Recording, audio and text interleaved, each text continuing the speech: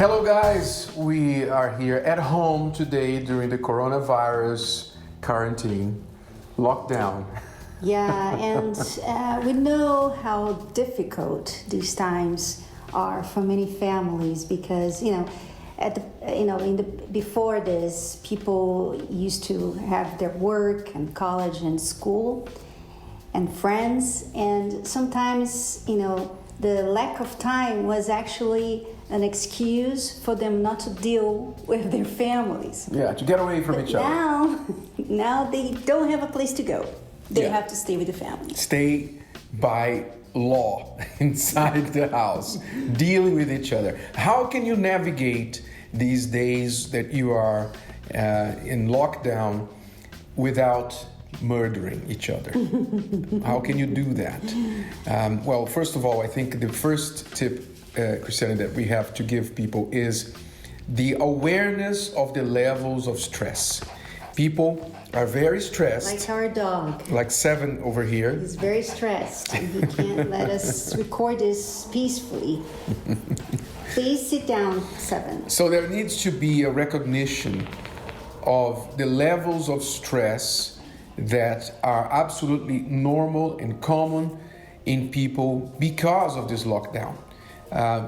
Not just the fact that you are homebound, but also some families are having to deal with unemployment, the decrease in income, bills piling up. Also, not to mention some cases where there have been suspicion of the contamination of the virus. Mm-hmm. And the worst is the fear people have, the fear that what's going to happen tomorrow. What are we going to do for money, for food, or even for health help? Because a lot of the hospitals are going to have been very busy these days. So I think people need to, at this time, not let themselves be taken over by emotions, because emotions tend to make us weaker. You're drawn to feeling things, like you heard the bad news and then you feel afraid, and then when you feel afraid you want to do something about that fear. So sometimes you pour it out on your family member, on your husband, on your wife, and you treat that person badly, but the person starts wondering, why is she or he like that? But it's the stress, it's the fear, it's all these emotions that are bottling up inside of you, and they tend to make you make more mistakes.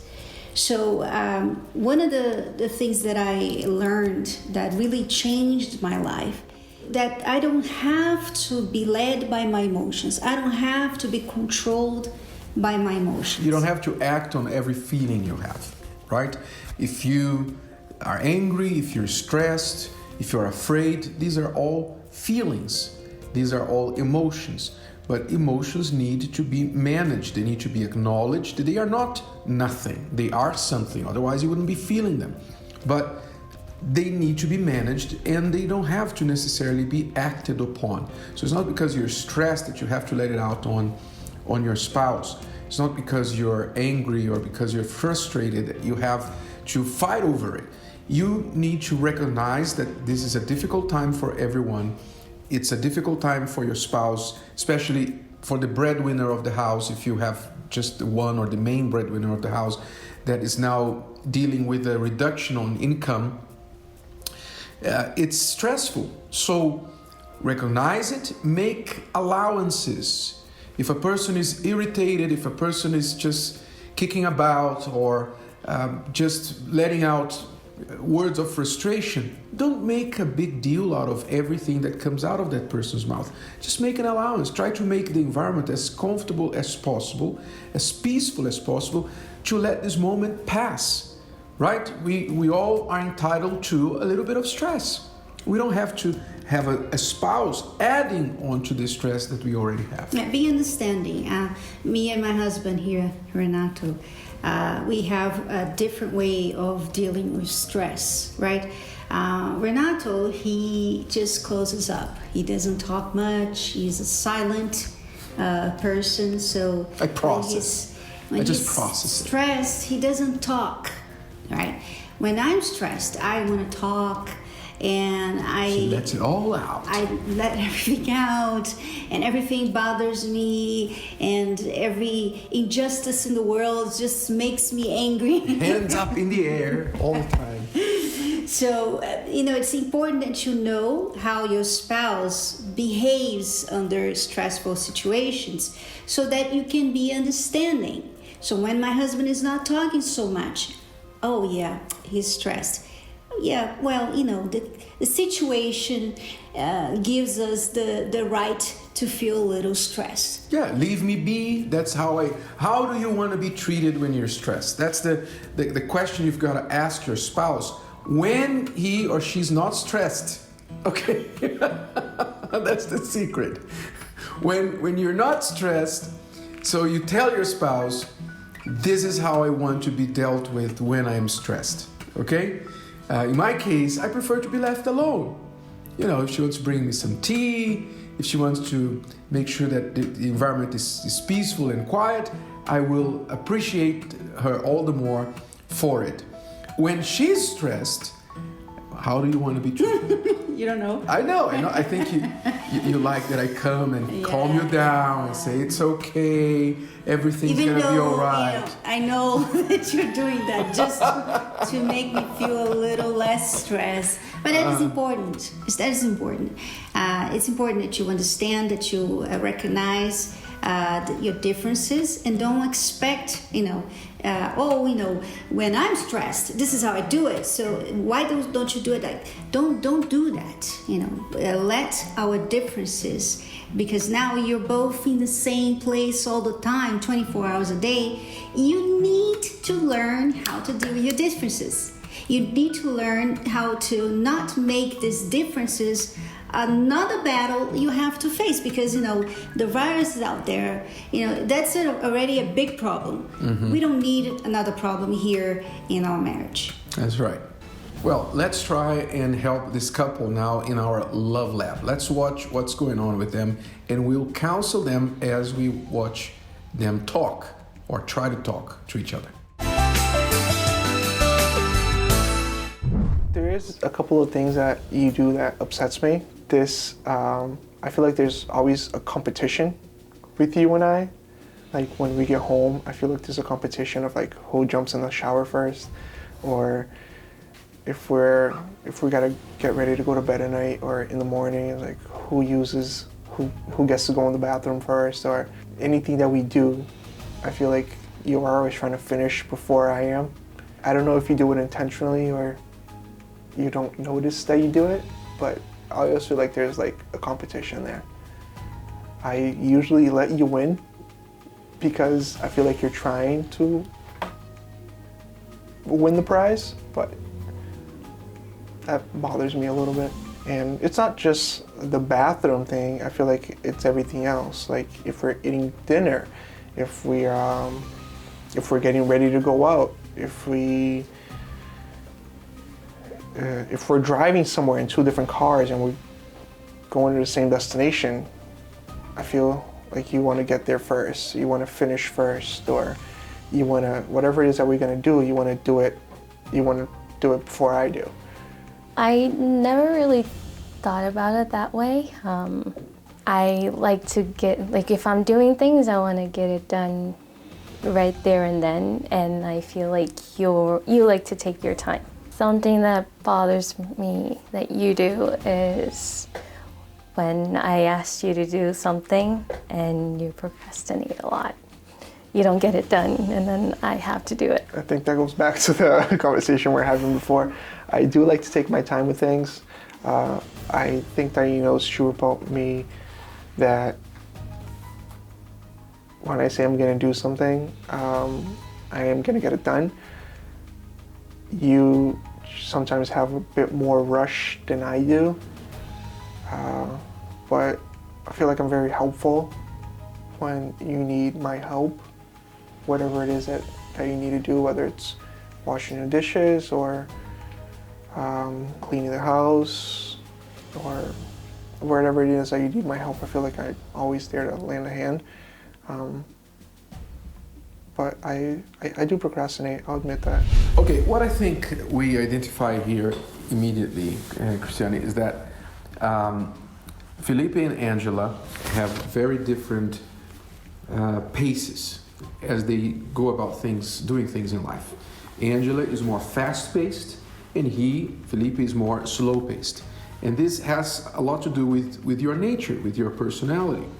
There isn't one that is right or the one that is wrong. You're just different in that way. Because he's more slow-paced, and adding to that, he has the problem of procrastination. Of course, that frustrates Angela a lot, because a person who is quicker in what she or he determines to do usually gets very frustrated with somebody who is slower to do things. Yeah, I can relate to that, not with you, you're not that kind, but I've had friends who procrastinate a lot, and it bothers because, you know, you have a lot to do. If you could take the time to do everything, it wouldn't be a problem. But when you have a lot of things to do, you have to handle many things at the same time. A person who's there and tends to take too long to do things, it's normally irritating. But Angela, you married Felipe like that. He was already like that. He's always been like that, and you have to learn to live with this, because he's not going to change. Felipe is not going to change. He can make some improvements, yeah, but he's never going to change. He's never going to be like you. He's never going to go, get home and already, think about all the things he has to do at home, like you. I don't think you compete with him. Like he thinks you compete with him, but I don't think you compete. I think you just want to get a lot done, and you want to show him, look, this is how it's done. Yeah, I think she's trying to hurry him up. Let's go. We can do this more quickly. We can get it done. Yeah. I think unconsciously you're trying to do that, and I know it's very frustrating. It can be very frustrating. But Felipe, one rule that can help you is you apply this one rule in your life, the 2-minute rule. What is the 2-minute rule? If anything you've got to do will take you up to 2 minutes or less, get it done now. Do it immediately. If it's a message that you got to reply, if it's the dishes you got to wash, or put the clothes in the basket, or fix your bed, make the bed in the morning, etc. Whatever it is that takes you 2 minutes or less, get it done immediately. Don't leave it for later. Because one of the biggest problems of procrastinators is that they accumulate to-dos. They accumulate things and they never get anything done. They keep always trying to make a list in their minds of what they have to do, and they never get around to doing them. But if you apply this 2-minute rule in your life, where you decide that you're going to do immediately anything that comes to you at that moment that takes 2 minutes or less, you will see that most of the things you've got to do take 2 minutes or less. Yeah. It's a phone call, it's a house chore, a lot of things. And I would say as well that Felipe needs to understand the importance of time, because people who procrastinate, they don't realize that they're wasting time, that they're never going to recover. Time, it's one of those things that you can't get it back. If it's gone, it's gone. Like right now, 1 minute passed, that's it. I'm never going to have that 1 minute again. And I think people who procrastinate need to learn that time is more than just, when I have the time, well, maybe later I'll think about it. Okay, let's continue there. When you get upset, you tend to get very quiet. You don't want to talk. You try to keep things for yourself because you don't want to say anything that you regret later. But I feel like sometimes you take very long. You take too much time, and I don't know how to react. I don't know what to say to you to make it better. I feel like when I get upset, I do get quiet for those exact same reasons. And it does take me a little bit long to get over things. You're right. I feel like if I'm upset today and we talk about it and we discussed it, and I do forgive you for whatever it was that upset me, I have trouble just wiping a frown off my face. I feel like even though I do forgive you and I am no longer upset, it does take a little bit of time for me, I guess you could say, to heal. Okay, this issue here, Felipe, is this. You just gave away one important trait that you have. You tend to dwell very much on your emotions. When you get upset by something Angela said or did, like you said, you may even forgive her there and then you still take time to wipe the frown off your face and you keep dwelling on what happened. That's actually not forgiveness in full, because forgiveness in full means that you move on, you look forward. So you need to really understand the full concept of forgiveness. But you tend to dwell very much on emotions, and this also applies to the procrastination. Because what is procrastination? Is either you're not feeling like doing what you've got to do now, or you got a different feeling of doing something else that you shouldn't be doing, like checking your social networks or your WhatsApp or turning on the TV. That's something you have a feeling of self-gratification, immediate gratification, and you act on that feeling rather than on the urgency of the duties that you have to fulfill. So you need to become more aware of your emotions and take charge of them. Because if you feel upset about something that's already been resolved, it's useless. It's wasted energy. You're wasting your energy being upset about it. And this happened to us in the beginning when we had problems in our marriage.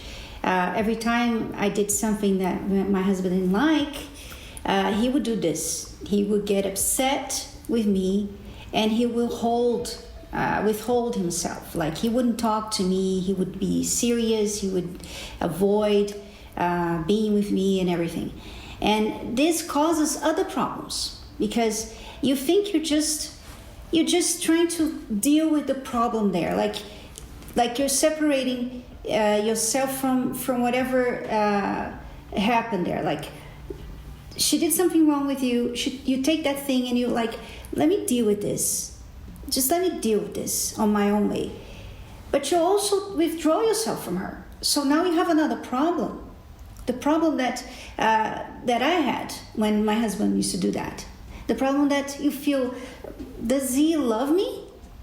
Why can't he just forgive me? I'm not perfect. And how long is this going to take? When are we going to go back together? And sometimes it's even annoying because you don't do this to other people. So you talk to everybody else but your spouse. So your spouse feels like the worst person in the whole world because one mistake made you talk to everybody nicely, be nice to everybody but her. So you cause another problem. You cause another problem in your marriage. So this withholding, this way of dealing with problems, this grudge is not good. And when the person is holding grudge, the person, he said he has a frown, but the person's also holding something wrong inside of her. He's not quick to deal with his emotions. That's it. He's slow also in dealing with his emotions, processing negative emotions. That makes you a very difficult person to live with, irritating, and it stresses out the relationship. I don't need to tell you that. Let's continue watching.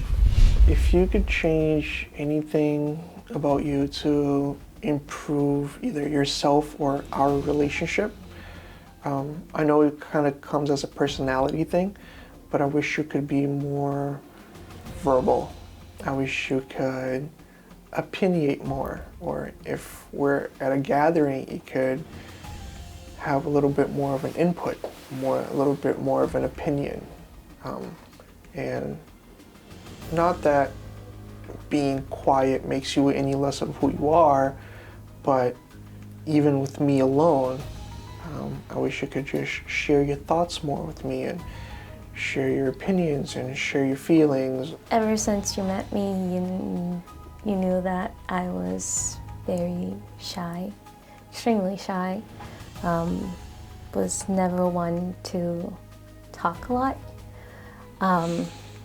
I try to be more communicative, but it's just hard for me to start a conversation and to keep a conversation going. I get very shy. It's not as easy, it doesn't come as easy for me as it does for you. You can talk for hours. I get you're shy and I get that you're quiet, but between you and I, that's where your walls are down. Well, at least that's how it should be. That's when your walls should be down. There should be no limitations, or there should be no shyness between you and I.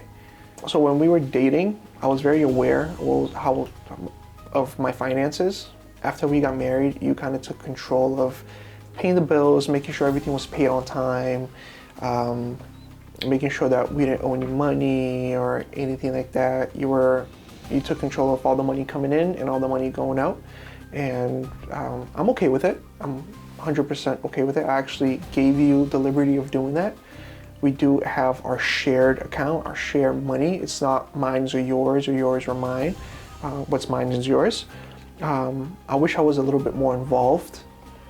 I wish I knew everybody has debt. I wish I knew how much debt we had. I wish I knew how much money we had coming in, how much money we had going out.